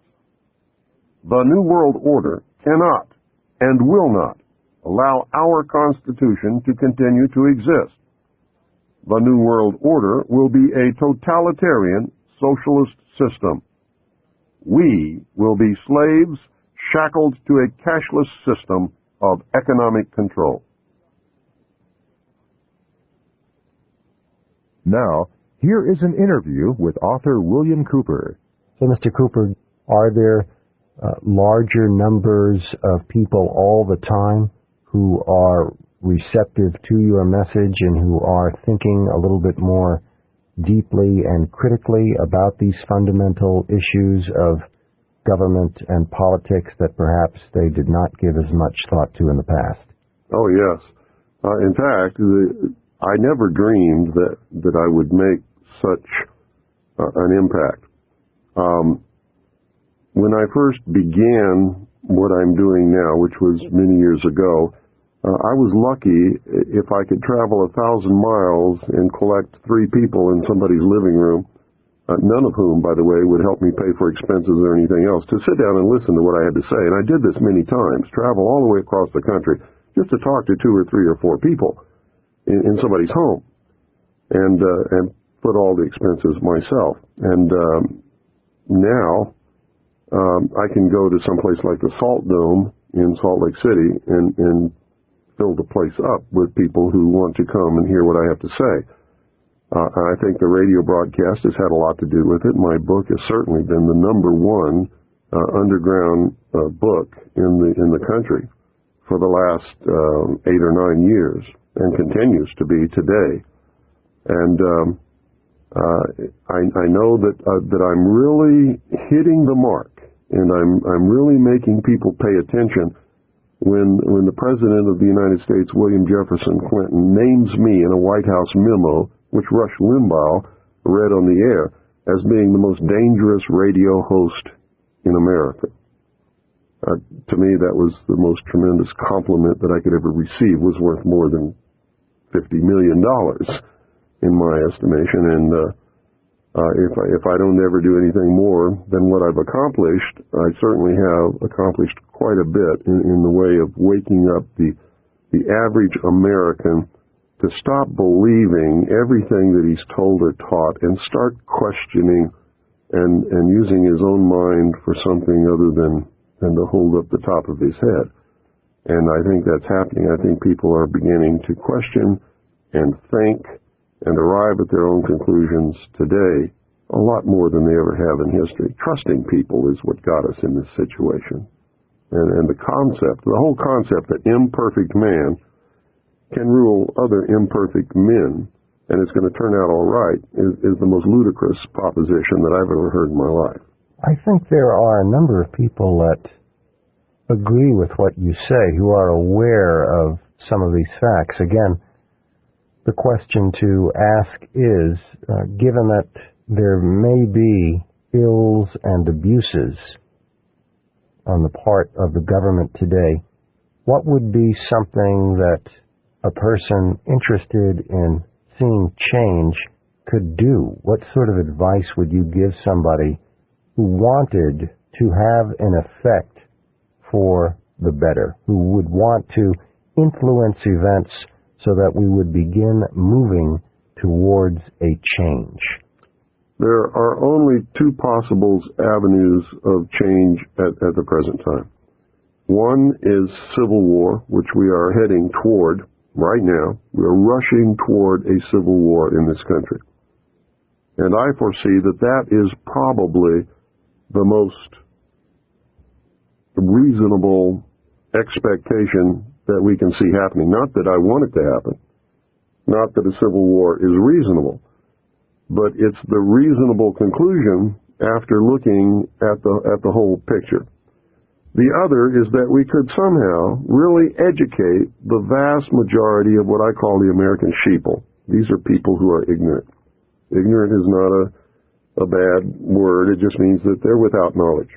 If we could educate them and get them to understand that it is more important to stand up now and take a personal risk and educate other people and say that this has all got to stop, and be able to select our own candidates and make sure they get elected no matter what the press or the television or anybody else tells us about them. Put them in office, people who will support, protect, and defend the Constitution, like the liars and the charlatans who are in office now swear to do when they take their oath of office, but don't at all. Don't even attempt it, in fact. If you could get the people to do that, then there might be a possibility of a political, peaceful solution. But I can tell you right there that that's not going to happen. It's not going to happen in your wildest dreams, because most people spend the first 21 years of their life trying to get away from daddy and get away from home and become responsible and have their own responsibility in life.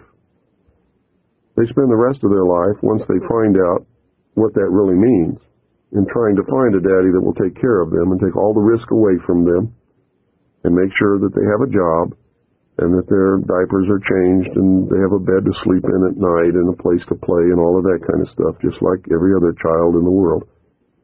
And to stand up and be responsible and take a risk means that they're not going to find that. That's why socialism is so attractive to the vast majority of any people, not just Americans, but any people. It promises that they're going to have a daddy again who's going to take care of them. If they'll just give up all their rights and all their liberties, daddy will take care of them. And so that's what people are looking for. And you can see it in your daily life. That's the way they vote. That's what they want. They don't want to take personal responsibility. They don't want to take a risk. They're afraid of getting on a list. I've had people tell me to my face, Bill, I know all about this stuff, but I can't help you because I don't want to get on anybody's list. Is it different anywhere else then, Bill? Because this question brings me to something I wanted to ask you anyway, and that is, in looking over other countries in the world, do you find any other countries with social or political models, even if it's only some aspect of their system, that you find worth emulating in other countries? Any other country or countries that you think go about the political process or the social contract, if you will, in a way superior to the United States? No, I don't, as a matter of fact. Up until we began to take this left turn into socialism, the United States was the great light of the world, so to speak. We were the only free people who had ever existed in the entire history of humanity. We like to talk about our great heritage from England. The English were never free. They're not free today.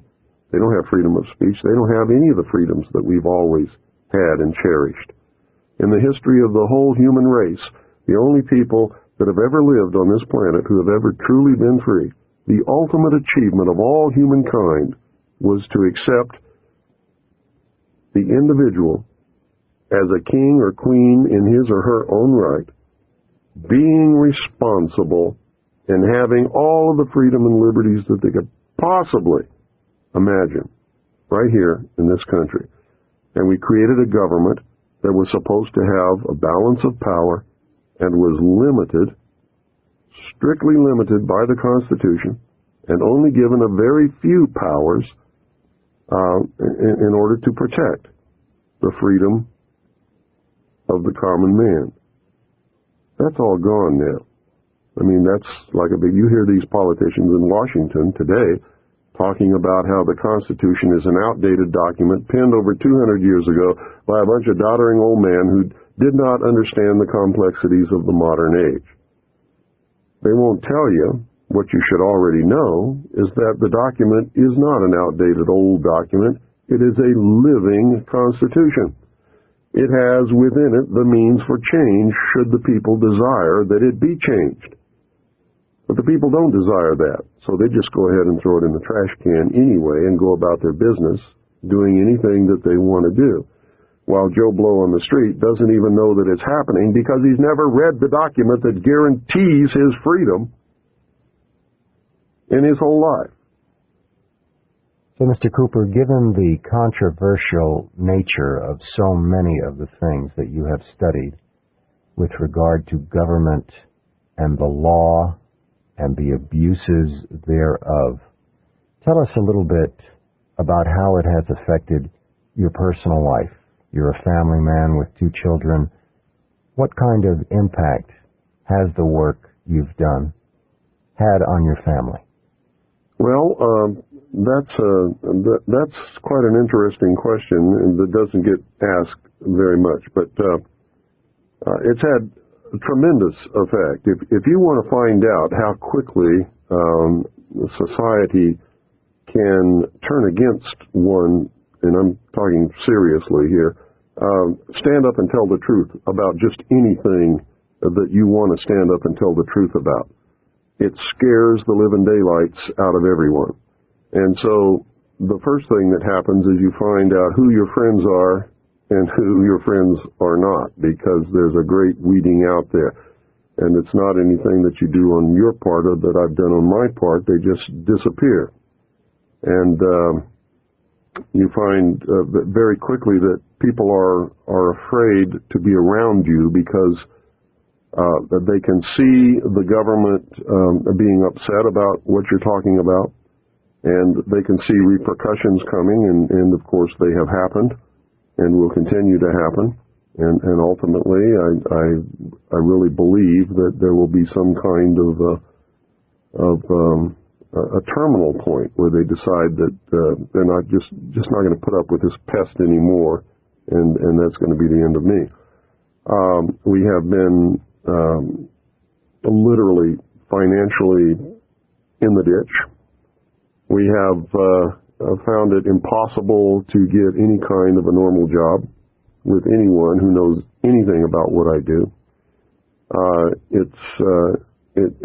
You can't go to church. You can't go to cocktail parties because everybody else is sitting around talking about the weather or, oh, what school did you go to?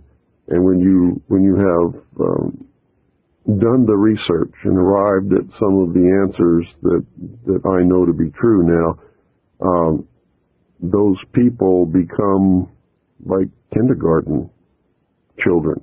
They're not in the real world, and I can't engage in that kind of a conversation. So you really find yourself in another world that has nothing to do with all of the rest of the people who are running around engaged in their activities that they think are so important then. And to them, they really are. But to me, they've lost the reality of what really is important, and they're about to lose their freedom to even discover those things at this point. I ask you a last question, and that is, how would you like to be seen or remembered in future years when people look back and you think about the thrust of your work? What is it that you would like to be best remembered for? I think I would like to be remembered like Paul Revere was remembered. At a time when it was needed and nobody else would do it, I got on my horse and rode through the night and said, the British are coming. And this time it's not the British, although there's an element of the British here because England is a socialist country. I'm sure you know that. That's all. I'm not looking for any fame or any fortune. You certainly don't get rich doing what I'm doing. And infamous is probably the real word that describes what happens to you as far as public recognition in a world where political correctness is the theme of the day. You just don't do what I'm doing. So if anybody wants to remember me, I would certainly be pleased if they just remembered I did what was the responsible and the right thing to do at a time when nobody else had the guts to do it. Well, Cooper, thank you for your time. You're welcome.